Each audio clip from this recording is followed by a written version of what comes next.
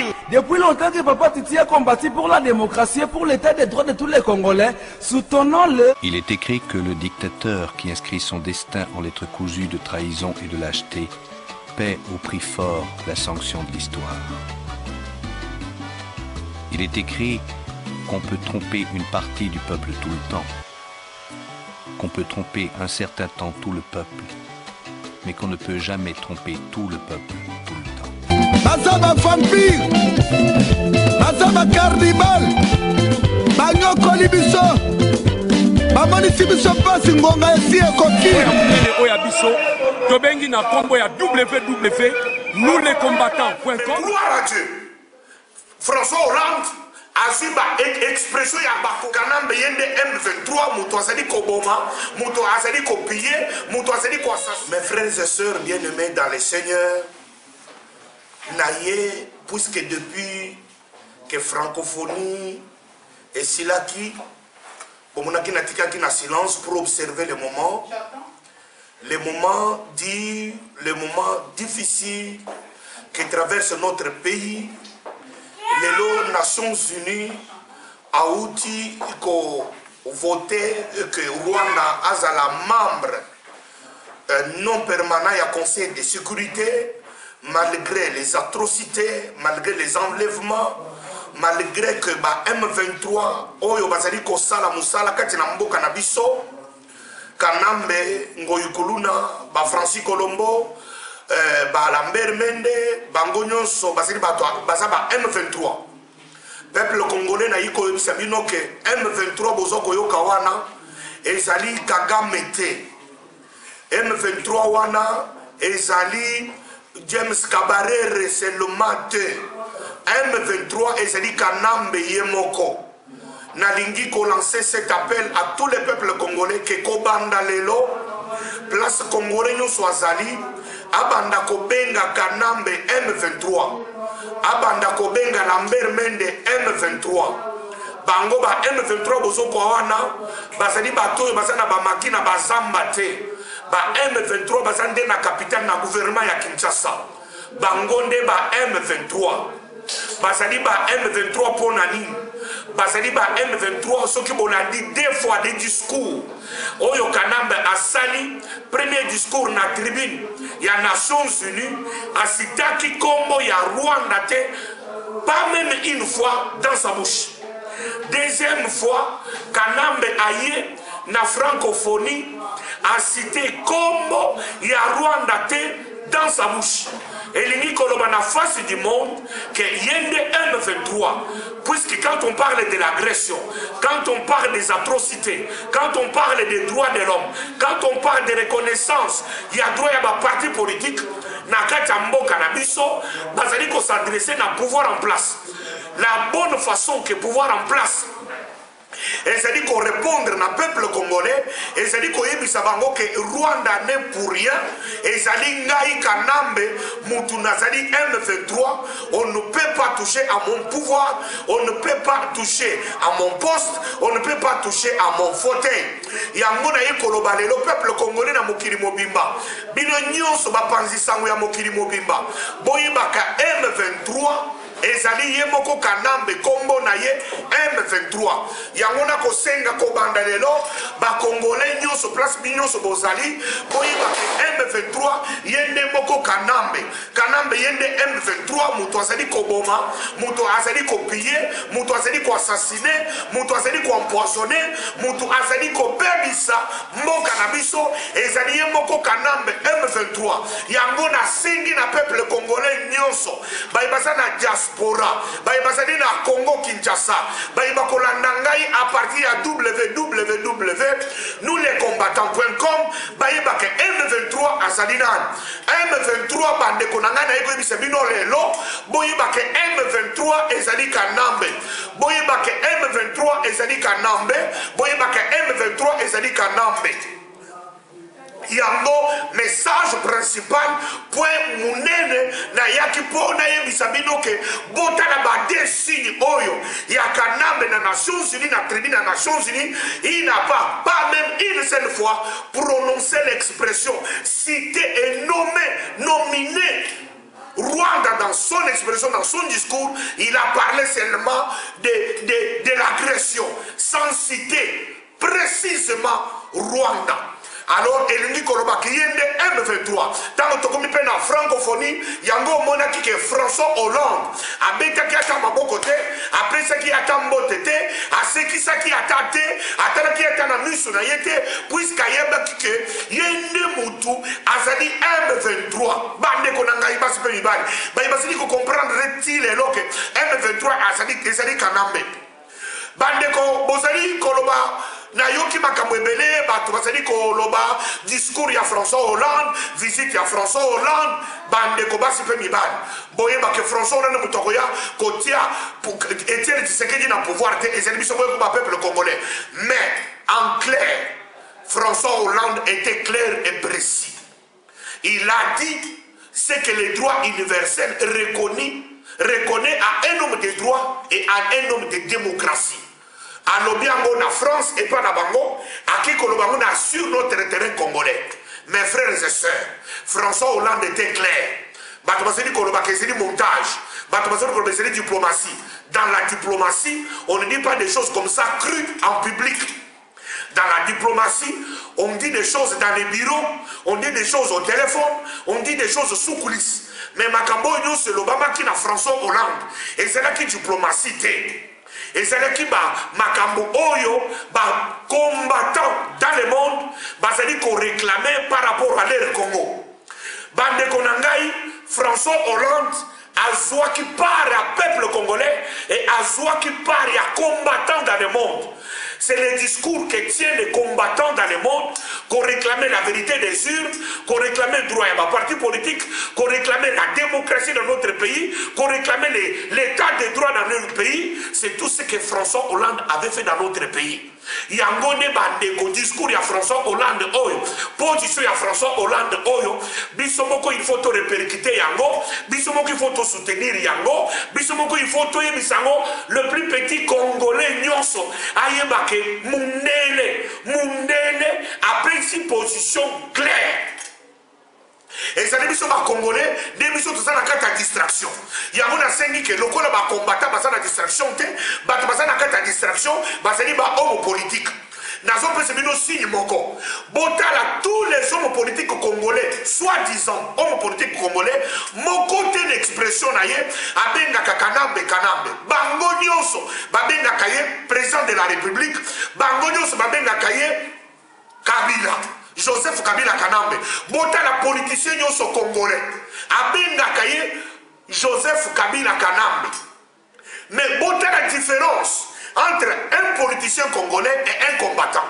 Combattant azali nan, combattant azali peuple congolais oyo nyonso azali acquis au changement. Cela veut dire quoi? Il réclame la démocratie, il réclame l'état des droits, il réclame la vérité des urnes, il réclame le président Tshisekedi comme président de la République élu du 28 novembre 2011. C'est ça ce qui fait la philosophie ya combat. Un combattant a un homme politique té. Biso tozali na kati ya résistance. Nous sommes des résistants. Tozali na projet moko ya société na biso ezali que Kanambe dégage. C'est ça notre projet à société. Projet de la société est qu'on changeait, tant que Kanambe a changé, à Lungwe a dégagé, et puis Etienne Tshisekedi a suivi présidence, il y a République démocratique du Congo. C'est ça la philosophie, il y a combattant. Combattant, azali différent là-bas, opposant politique, il y a Kabila. Biso tozali ba opposant, il y a Kabila té. Biso tozali kosenga ke Kanambe, fils de Christophe Kanambe, qui doit dégager et quitter notre pays et laisser le Congo aux Congolais. Voilà la philosophie, il y a combat. Il y a un conseil na diaspora, na conseil na ba Congolais nyonso, place ba nyonso basali, ba bishop Élysée, ba omonier oyo nyonso basali à Bruxelles, basali kolité pour être changement oyo, et à la totale, et à l'effectif. Voilà notre philosophie. Bako c'est noté que Bisso, tous ça un mariage avec les politiciens. Bisso va combattant, tous allez derrière, aucun homme politique t'es.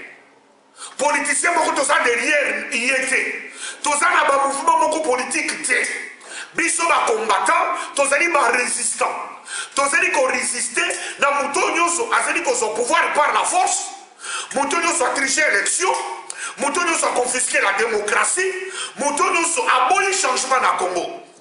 Voilà pourquoi depuis un certain moment Bishop Tchatumba, j'ai commencé à penser, à matérialiser une pensée appelée théologie du résultat. Théologie na biso ya résultat ezali kokende na sens ya pensée ya combat na biso na minute oyo ezali combat ya pouvoir te. Il n'y a aucun combattant qui réclame un comme ministre, il n'y a aucun combattant qui réclame un comme député, un comme sénateur, un comme PDG entreprise. Combattant mon côté, biso va combattant tout ça la pensée moko. Kabila doit dégager. Mais dans ce Koloba boy, biso va combattant. Tokoluka va combattant à Kinshasa et nous collaborer avec des partis politiques. Oui, ils allaient à Kinshasa. Ba parti politique nyonso, oui, ils allaient à Kinshasa. Ils allaient collaborer pour la conquête du pouvoir. Ce qui est le Kanambe. Oye biso tozali kobenga Kanambe bango bazo kobenga Kabila soki abengi apesi présidence apesi présidence ya parlement apesi présidence ya sénat apesi azala mandataire. Il y a une société, une entreprise étatique il y a Congo a kokendene kosala musala. Mais biso ba combattant mon côté à Kosala Moussala avec les surpatés, vendeurs de poissons salés au marché de Dar es Salaam. Donc on a Odombo à l'Obakate. Donc Kosala Moussala na bangote. Biso combattant nyon sur la mokini. Combattant mon côté. Oya diaspora, oyo azali na Kinshasa. Na minute oyo tokomi kolinga tonité na Kinshasa ba combattant bazala ligne de démarcation. Na ba parti politique. Ba parti politique parce que na ba philosophie na bango. Biso to sa ba to université. To sa ba to MNCT. To sa ba to UNCT. To sa ba to ya ba parti politique za na Congo te. To sa ba to ya PPRD. Biso to sa ni ba combattant résistant. Alors ba combattant résistant ba sa ti na Congo Kinshasa. Ba sa ni ko faire partie na parti politique mon côté. Nous avons notre idéologie. Idéologie à combat exanim. Kabila, Kanambe dégage. C'est ça, idéologie à combat.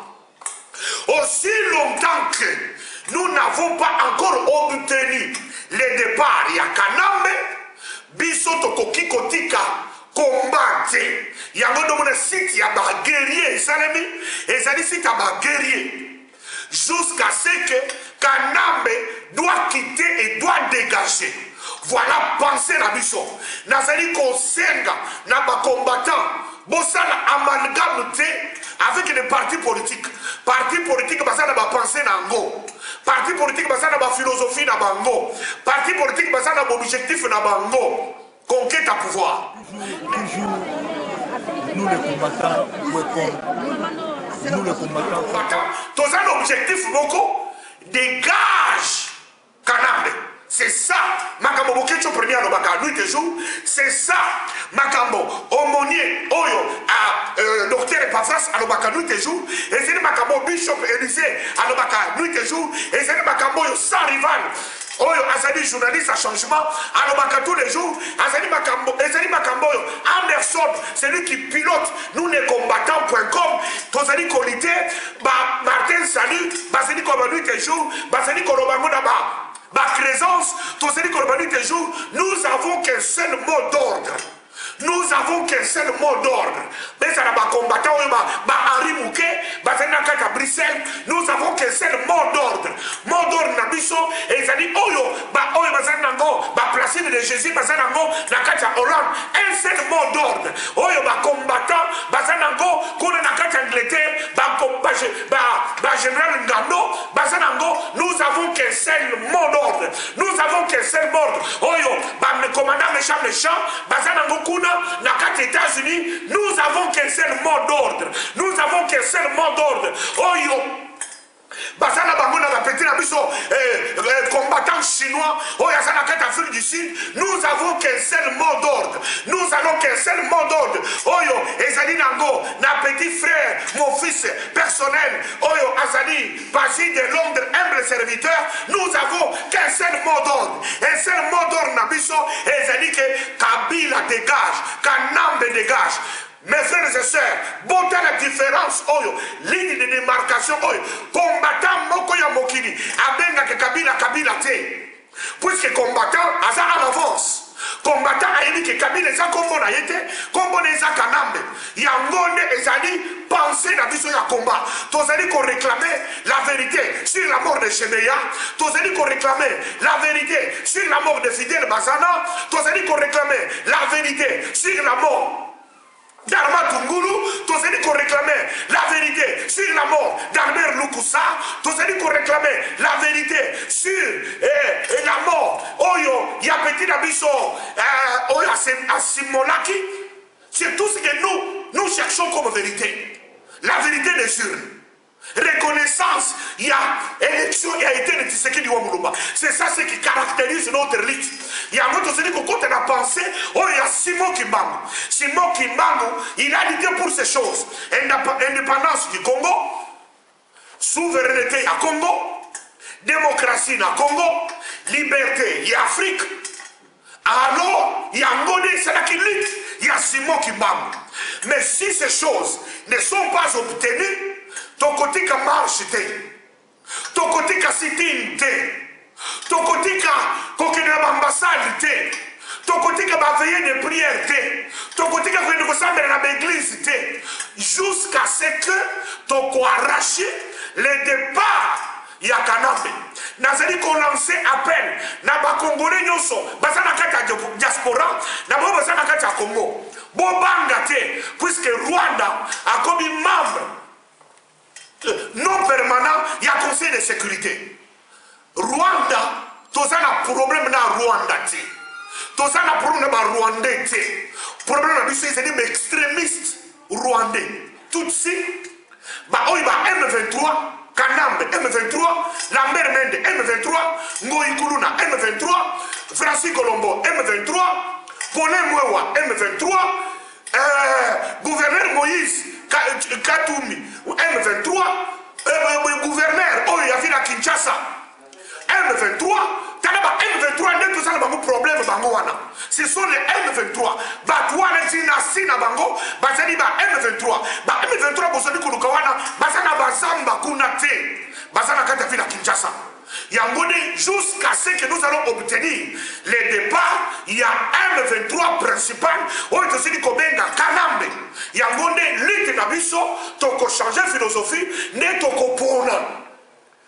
Na diaspora ya monde entier, toko sa l'élection qui doit représenter la diaspora na kata institution ya Congo. Toko sa na président Nabiso, toko sa na premier ministre Nabiso, toko sa na gouvernement Nabiso, toko sa na sénat Nabiso, toko sa na parlement Nabiso, toko sa na mandataire de l'État.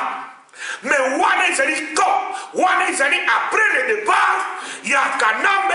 Lorsque nous aurons obtenu le départ de Kanambe, le départ qui s'annonce éminent, le départ qui s'annonce proche, voilà la philosophie, il y a combat.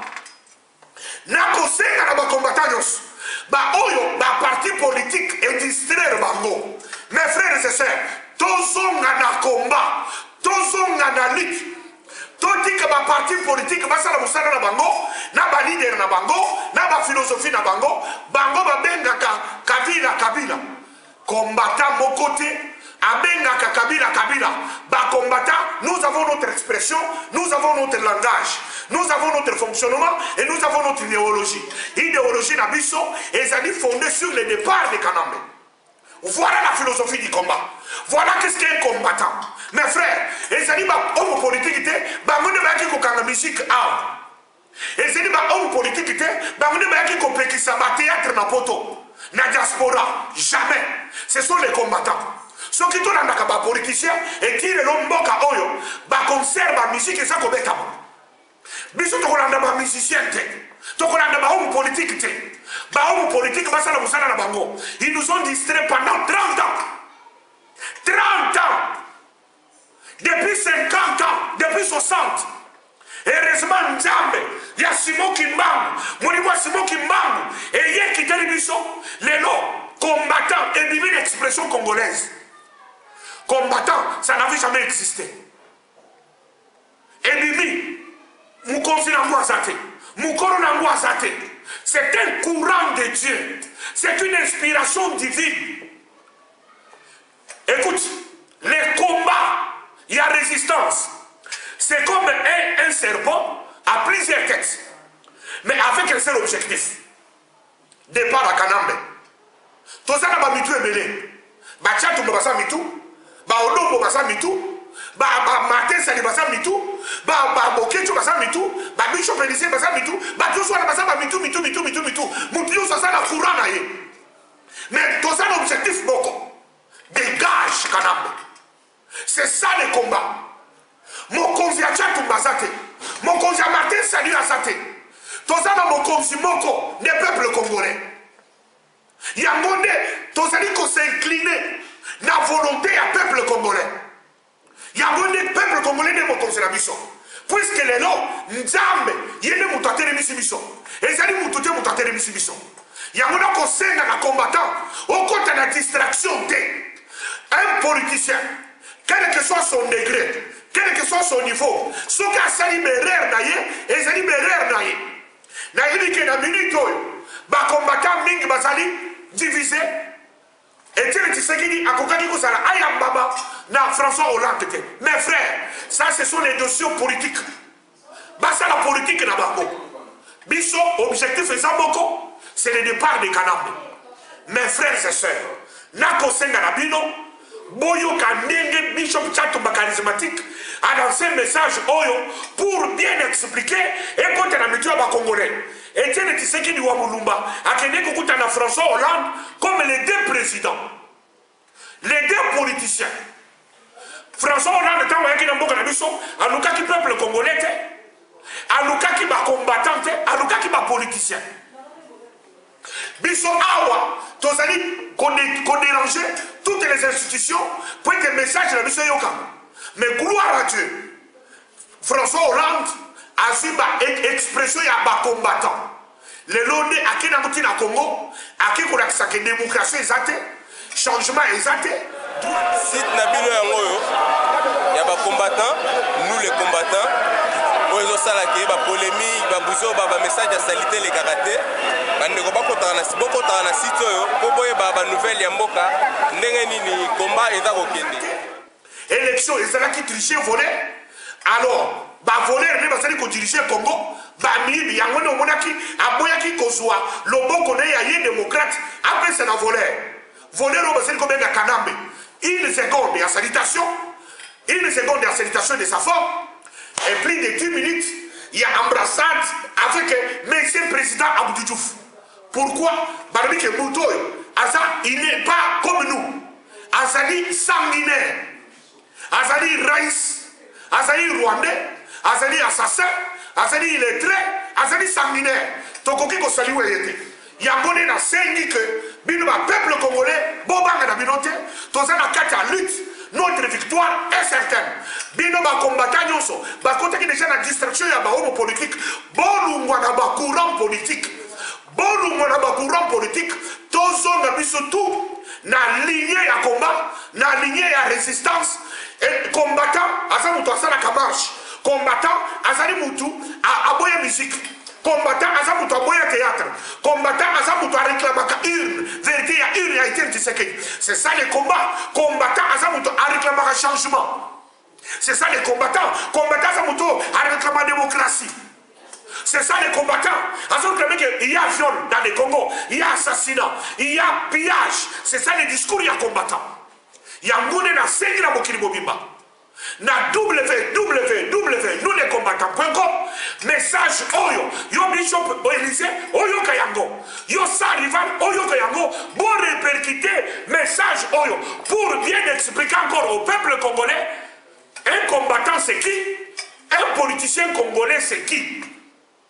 Situation est comme ça la claire ton côté la distraction il y a des politiciens c'est l'objectif na bango objectif il y a été de ce qui dit comme président de la République, le col a commis, il a été élu.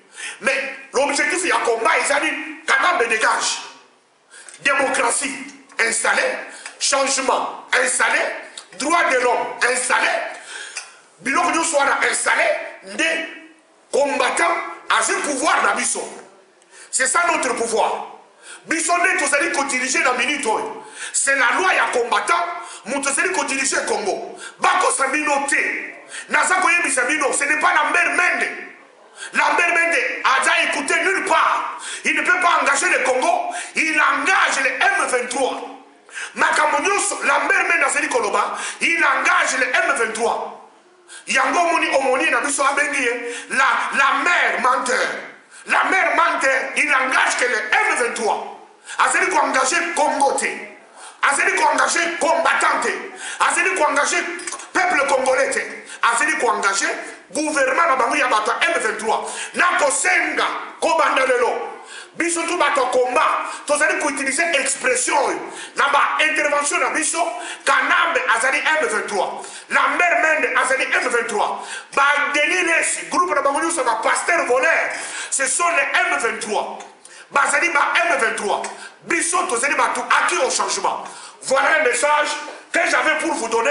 Bino ba peuple congolais, place nyos bino bozali, place nyos bino bokozala. Bon na message oyo, boye ba ke Kanambe azali M23. M23 ezali net, ezali Kanambe. Bon dans le discours oyo, son expression oyo apesaki ekuna na Nations Unies. Il n'a pas cité une seule fois Rwanda. Il a parlé de l'agression. A comme une francophonie, oyo biso ba combattant so benga franco-fou. Franco-fou. Franco-fou. Na franco-fou na bango, a telemi, a robike, bagresseur. Il n'a pas cité une seule fois les noms, il y a Kanam, il y a Kagame, il y a Rwanda. Alors, Kobandalelo, boye bakosa la différence entre opposition politique na biso ba combattant. Biso ba combattant, philosophie na biso, le départ de Kanambe, Kanambe dégage. Aucun politicien congolais, Azali Kobenga, Kanambe, Kanambe, tous les politiciens congolais, ils l'appellent Kabila. Mais les combattants, ils l'appellent Kanambe. Voilà déjà la séparation de la philosophie. Il n'y a aucun combattant qui réclame comme ministre, comme PDG, comme sénateur. Non, nous les combattons, nous réclamons le départ de Kanambe. 1. La démocratie. 2. Les changements. 3. Les droits de l'homme. 4. Une démocratie. C'est ce que les combattants réclament. Alors, les politiciens risquent de nous distraire. Ils ont leurs objectifs, conquête de pouvoir. Mais nous, les combattants, nous avons qu'un seul objectif, le départ de Kanambe, la restauration de la démocratie, la reconnaissance des urnes, les droits de l'homme, la reconnaissance de l'opposition. C'est tout ce que les combattants réclament. Il y a un diaspora mobimba. L'expression combattant est utilisée dans le passé. Dans le passé, il y avait l'opposition politique. Mais dans le présent, qui dirige le Congo maintenant? C'est le combattant qui dirige. Toboyi musique na poto. Toboyi musique na diaspora. Musique kobeta mate. Loi ya ba combattant. Papa Wemba, Kofi Olomide, Félix Ouazeko, Jimé Piaga, Werason, Mamou Général, Ndumba National. Cette pite nationale, mon côté, Akoya na poto Koyemba. Veto, Nabiso, Bokoya, vous êtes dans une prison dorée. Ça c'est la loi, il y a ma combattant. Ok, collabo politique. Commençant par Roger Lumbala. Il est venu ici, il a eu son carton. Roger Lumbala. C'est deuxième version. Il y a ce monsieur ici, Barakuda. Voilà pourquoi son discours, sa séduction, il n'a pas pu séduire les combattants, puisque nous avons deux philosophies différentes. Et il parle pour la conquête du pouvoir, mais nous parlons pour le changement et le départ de Kanambe. Voilà que nous avons deux philosophies différentes. Voilà, message principal, on a dit qu'on a ça avec à tous les combattants de la diaspora. Tenons bon, avançons dans la lutte. continuons à marcher, continuons à réclamer, à faire des sittings et continuons aussi à prier, puisque l'adversaire, c'est un sorcier, c'est un magicien, c'est un franc-maçon, c'est un rose-chrétien. Il a appelé les marabouts du monde, mais nous savons que Jésus, nous savons que la parole de Dieu, voilà ce qui soutient notre combat. Il y a la scène de tous les combattants découragés, tous les combattants qui sont déjà découragés. Bon, c'est découragé, notre victoire est certaine. Bon, pas de l'autre côté. Nous avons la même énergie. Jusqu'au dernier goutte de notre sang, nous allons réclamer le départ de M. Kanambe. Voilà pourquoi dans toutes mes interventions, j'ai toujours dit Kanambe au co-dirigé Congo. Depuis que j'ai dit ça, Congo est ingouvernable. Tu ne sauras pas diriger le Congo, puisque le Congo est dirigé par la loi des combattants. Alors vous avez la prison dorée. Aucun de vous ne viendra faire son exhibition à l'étranger. Et puis je vais encore faire la mention par rapport à la Coupe d'Afrique qui va se tenir en Afrique du Sud. Nazali Kolobaboui, je m'adresse aux combattants, je m'adresse aux Congolais. Tous les combattants qui sont en Afrique du Sud, nous avons un seul problème. La délégation, il y a Coupe d'Afrique, il y a délégation. Alors, ils vont payer cash. Les joueurs, ils peuvent jouer. Mais la délégation, puisque nous avons déjà, il y a infiltration, la délégation il y a Congo. Nous avons Francis Colombo, c'est déjà dans la délégation. Batouana, na Sengi, en Afrique du Sud. Tous les combattants de l'Afrique du Sud. Tolingi, Soki Mbanza Moukalai, qui est ministre des Sports. Soki Bozi Mbanza Moukalai. Bokataye Loboko. Bokataye Lokolo. Mbanza Moukalai, Bokataye Loboko na Lokolo. Combattant Afrique du Sud. Na Sengi na Bino, Ngai Boko na Soya, na Afrique du Sud. Tozo Kanga, Moïse Katumbi. Moïse, Tokate Loboko, Toko Memis, Batouana, Basouaki.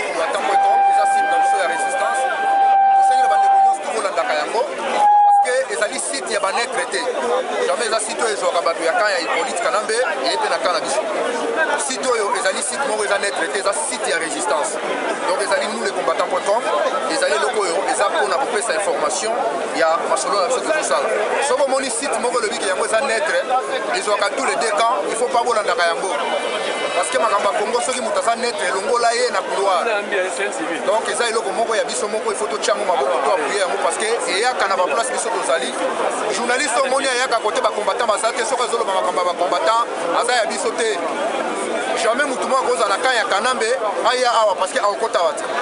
Donc tout continue l'île avant la francophonie, c'est comme après la francophonie, mais sans oublier, c'est la France à Télébraki Kadhafi, à Longolaki, c'est la France à Tchaki, Mouto et Moloko, il y a présent, il y a ex-président, il y a Côte d'Ivoire. Alors vous devrez savoir comme la France a banni qu'on s'acharnait contre Kanambe, Kanambe a connu le pouvoir. Que Dieu vous bénisse, Ingeta. Injustice, Bazaba vampire, Bazaba cannibal, Bagno Kolibiso, Bamonisi Biso Passi Ngonga Esi Ekoki, Tokoki Koabjetete, Mopaya Asa la histoire, na République démocratique du Congo. Lelo Oyo Bandeko Nanga Boyoka.